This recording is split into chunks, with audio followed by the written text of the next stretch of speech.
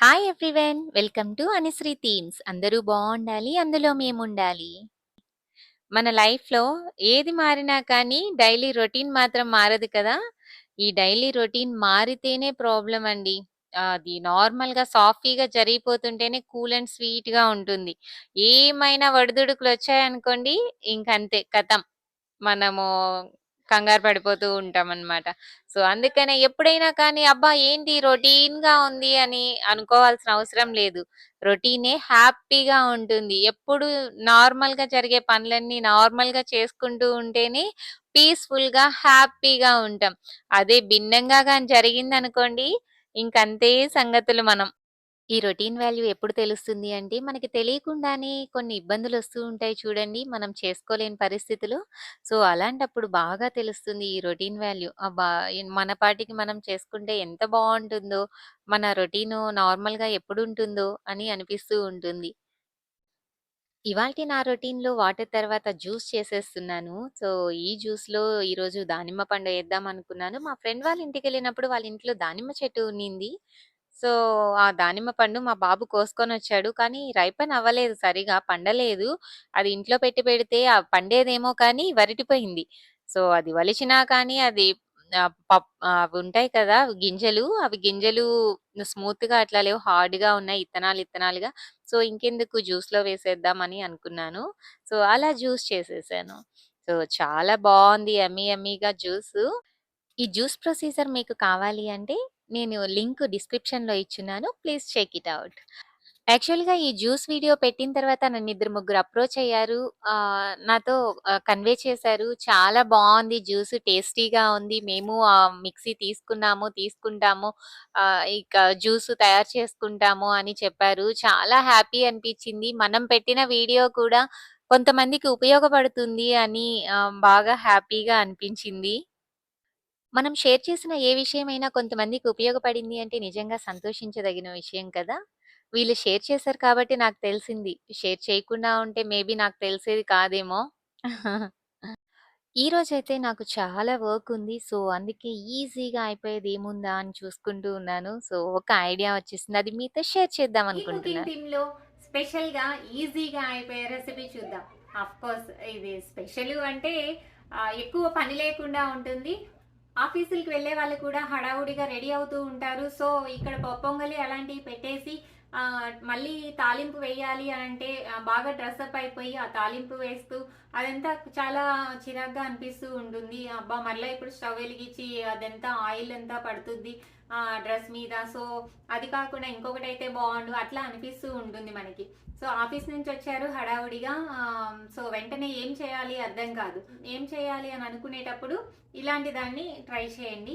ఈ రెసిపీ చాలా ఈజీగా అయిపోతుంది. మనం ఎక్కువ సేపు స్టవ్ దగ్గర ఉండాల్సిన అవసరం లేదు. జస్ట్ 5 మినిట్స్ మనం ఉంటే సరిపోతుంది. సో, ఈ గ్లాసు టీ గ్లాసు. సో, ఇది 80 గ్రామ్స్ ఉంటుంది. 80 గ్రామ్స్ క్వాంటిటీ పడుతుంది. సో, నేను దీంతో 2 గ్లాసులు తీసుకున్నాను. 2 గ్లాసుల రైస్ తీసుకున్నాను. 2 గ్లాసుల పెసరపప్పు తీసుకుంటాను.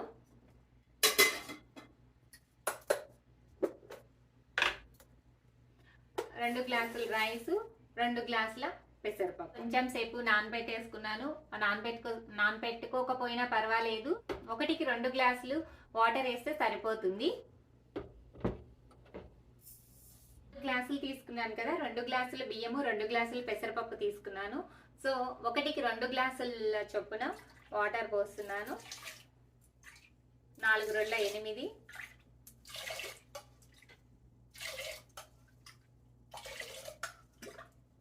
కుక్కర్లోనే పెడతాం కదా, మెత్తగానే అవుతుంది. కానీ చిన్న పాప ఉంది కదా అన్నట్టు కొంచెం వేసాను. కానీ 2 గ్లాసులు అయితే సరిపోతుంది. కొంచెం పొడి పొడిగానే వస్తుంది ఇది.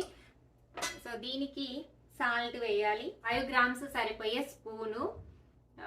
సో, ఇదైతే కొలతకి ఈజీగా ఉంటుంది అన్నట్టు నేను వీటితో చెప్తున్నాను. నేను 5 గ్రామ్స్ ఇంకా 8 గ్రామ్స్ వేసాను. కొంచెము పసుపు వేద్దాము. ఎక్కువ అవసరం లేదు, కొంచెం చాలు.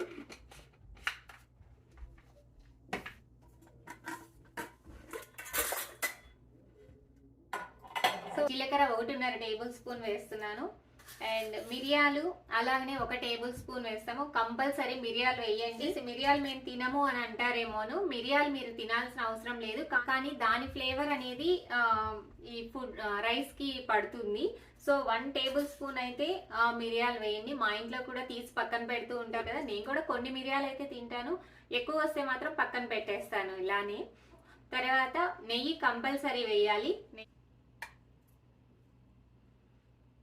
నెయ్యి చూస్తున్నారు కదా,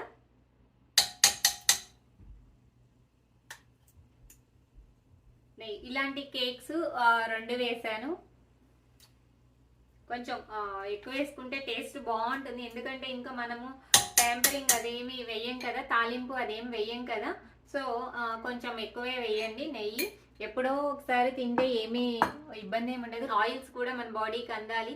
కర్రీస్లో వాటిల్లో తక్కువ వేసుకుంటూ ఉంటాం కదా, సో అప్పుడప్పుడు ఇలాగా టేస్టీగా తినాలి అని అనుకున్నప్పుడు కొంచెం ఎక్కువ పడితే ఇబ్బంది ఏమీ లేదు. ఏమన్నా తినకూడదు అని అనుకునే వాళ్ళైతే మాత్రం కొంచెం తగ్గించి వేసేసుకోండి. సో అయిపోయింది కదా, ఇది కుక్కర్లోనే పెట్టేసుకోవచ్చు. 1కి 2 పోసాం కాబట్టి బాగా మెత్తగా సంగటి లాగా అట్లా అయిపోదు, రైస్ గానే ఉంటుంది కాబట్టి.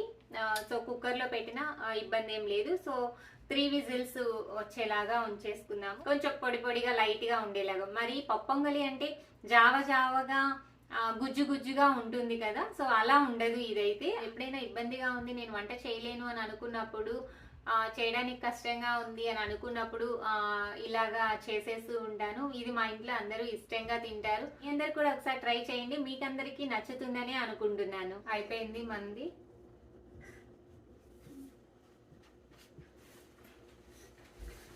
ఒకసారి ఓపెన్ చేసి చూసేద్దాం.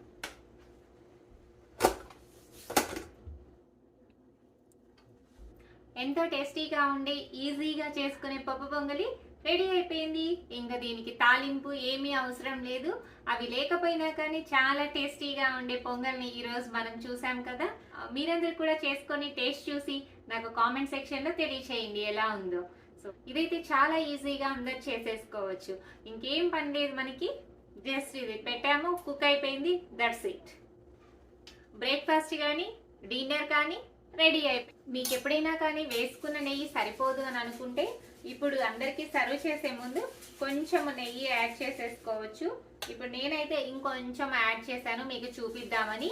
అట్లా కొంచెం వేసేసి ఆ వేడికి అదే కరిగిపోతుంది. సో అప్పుడు ఇంకా ఎమ్మీగా ఉంటుంది.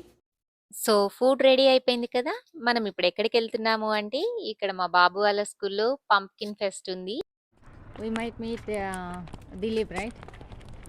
That's Dilip and Shub's car. I just know. గుమ్మడికాయల పండగ ఏంటబ్బా అని అనుకుంటున్నారా? సో ఈ అమెరికాలో ఈ గుమ్మడికాయల పండగే చేస్తారు బాగా. ఎక్కడ చూసినా కానీ పెద్ద పెద్ద గుమ్మడికాయలు ఉంటాయి. అసలు మనమైతే ఇమాజిన్ చేయలేము, ఆ గుమ్మడికాయల సైజు చూసి అంత పెద్దవి ఉంటాయి.